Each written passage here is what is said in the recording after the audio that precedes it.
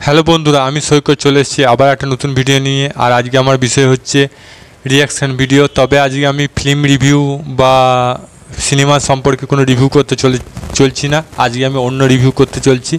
আজকে আমি sports review করতে চলেছি। তবে খেলা নিয়ে রিভিউ করতে যাইনি। তবে একটা ছোট ইনফরমেশান দিয়ে দিই। মোহনবাগান জিতে গেছে ম্যাচ, আজকের ম্যাচটা। যখন ফুটবলের কথা হচ্ছে তো ফুটবল নিয়ে একটা ইউটিউবার আছে যে একটা বিশাল বড় কীর্তিমান রেকর্ড করেছে। তো কী রেকর্ড করেছে সেটা আমি বলছি। তো কথা না বাড়িয়ে স্টার্ট।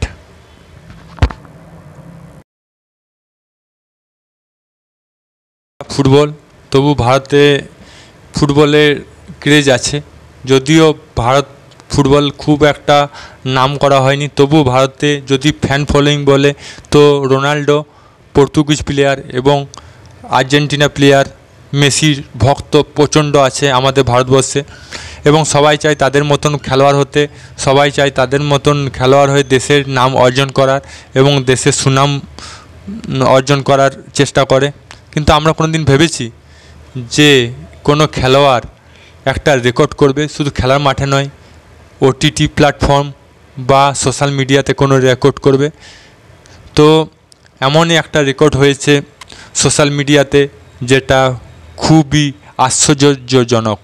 সেটা কি, সাম্প্রতিক কিছুদিন হলো, 2-4 দিন হলো রোনাল্ডো ইউটিউব চ্যানেল খুলেছে এবং তার চ্যানেল খোলা মাত্র 4 ঘন্টার মধ্যে ইউটিউবে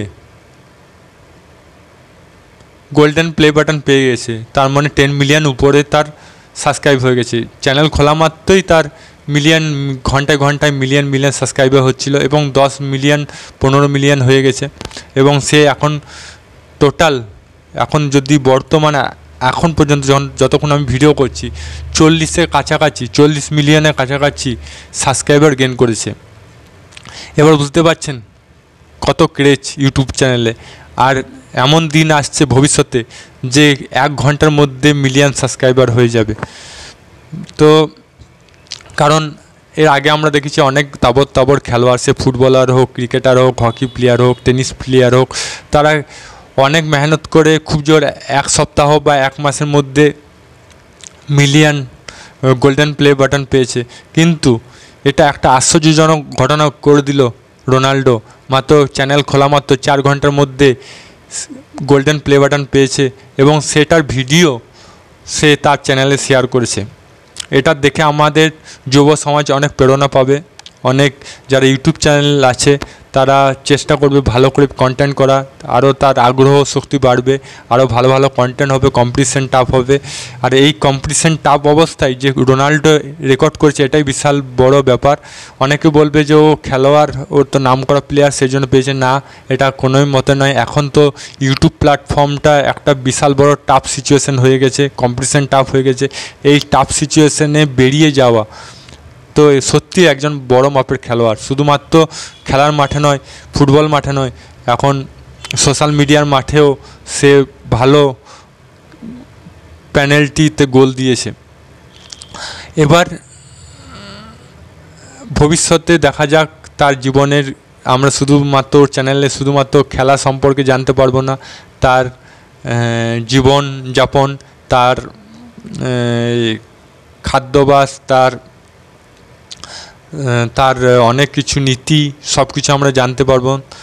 তার